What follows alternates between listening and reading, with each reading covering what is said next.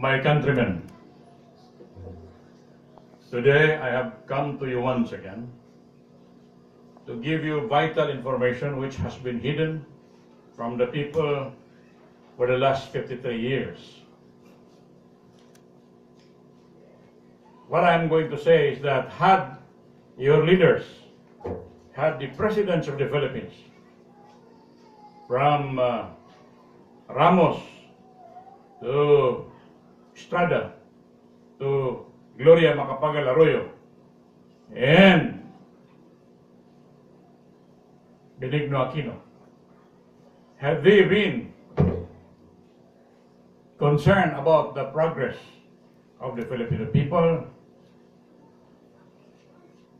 the Filipinos would have had a good life today. You can't believe it. This is only good probably for the Guinness Book of Records.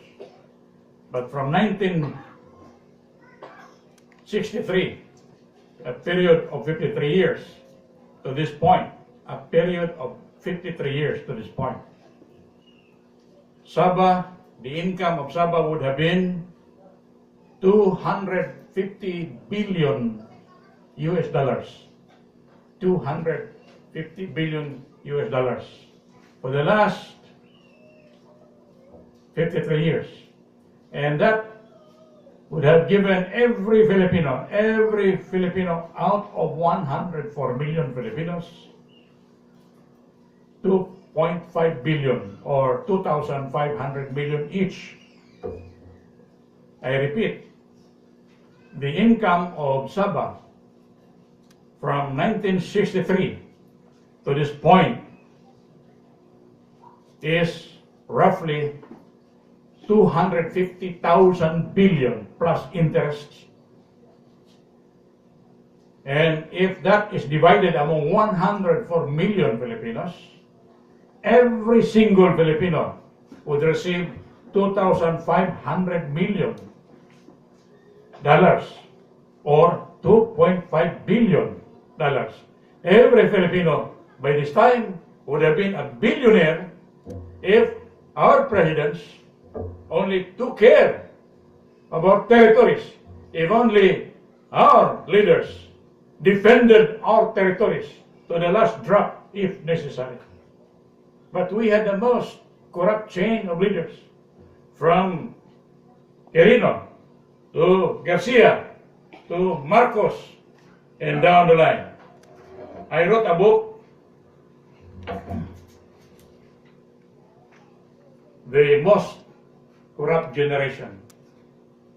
And this more or less reflects what happened to the Filipinos. They were led by four most corrupt leaders of the Philippines: Marcos, Estrada, Aquino, and Gloria Macapagal Arroyo. From Gloria Macapagal, it has been rumored, or there is reliable information, that Gloria Macapagal Arroyo, this woman, received $34 billion from China and also from Malaysia, just to forget about Sabah, which is giving Malaysia 100 million US dollars daily, or 100 billion US dollars every year. And then this man, who appears to be a Mongoloid, allegedly, based on the confession of Najib Razak, received 600 billion Malaysian dollars in exchange for the approval of the Bangsa Moro Basic Law, BBL, which is based on the framework agreement. So these presidents, Macapagal Arroyo, Noynoy Aquino, they sold the souls of our people. But they are not the only ones responsible. From Marcos down, from Macapagal down to Marcos, down to the president, they have all betrayed the Filipino people in exchange for dollars coming from this country. And I believe that Rodrigo Duterte will do the same. He is not thinking about the territories of the Philippines that have been taken by other countries. He's not talking about Sabah. He's in fact planning to give Sabah, Mindanao, Sulu, Palawan, and Sabah to the Malaysians because he's in favor of the BBL, which means that if the BBL is approved, Mindanao, Sulu, Palawan, and Sabah will belong to the Federation of Malaysia forever. That is the position of Digong. And further, Rodrigo Duterte said the West Philippine Sea, which contains 1/3 of the world's oil resources, belongs to China, and therefore we should not bother about the West Philippine Sea. Most of our leaders have failed to protect the patrimony of the country, and that is why our people are in hunger. For 104 million Filipinos, from Apari to Sulu, are starving tonight. Thousands are in the hospitals without food and medicine, dying in the hallways of the Philippine North General Hospital, of the provincial hospitals, or Philippine General Hospital. They are dying without any medicine.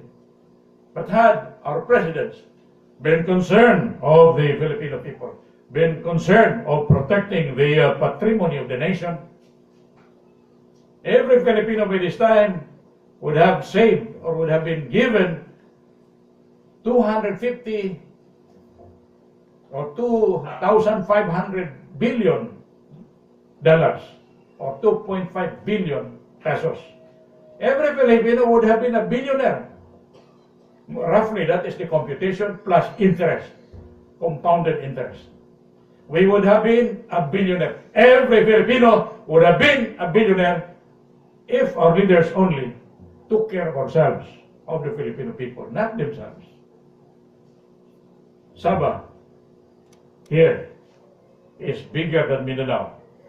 It's earning $100 million a day, 100 billion US dollars a year, and instead of that amount going to the poor Filipinos, they are going to the Malaysians who do not deserve the money coming from this territory which belongs to the Filipino people and to the Filipino people alone. Through the years, I fought for the recovery of Sabah. Here you see, I'm burning a Malaysian flag. I burned probably about 500 Malaysian flags already in protest against this intrusion to our territory, in defense against the Kiran's right, proprietary right over the state of Sabah or North Borneo. This is our land. Every inch of Sabah is sacred to us. We must recover this land for the sake of Filipinos still unborn and the Filipinos today. Given the opportunity to rule this country, to run this country, to lead this country, I will use all resources, all the forces of the Philippines to recover Sabah, no matter how high the cost may be. That is my dream. If I'm only given the chance to become full-fledged President of the Republic of the Philippines, I will recover Sabah. For the Filipinos of today, for their children and their children's children, until the world is no more. Again, remember, all Filipinos by this time would have received $2,500 million or $2.5 billion. Every Filipino would have been a billionaire. There is no exaggeration to that, including compounded interest, of course. But we are suffering up to now because we are not protecting our resources. We have abandoned the West Philippine Sea, which contains 1/3 of the world's oil resources. Again, given the chance to become full-fledged President of the Republic of the Philippines, I promise you, I will recover every inch of the territory lost from the hands of the Filipino people. Once again, I would like to remind you what Quezon said. The Philippines is your country, the only country God has given you. You must protect the Philippines for yourselves, for your children, and your children's children until the world is no more. Thank you and good day.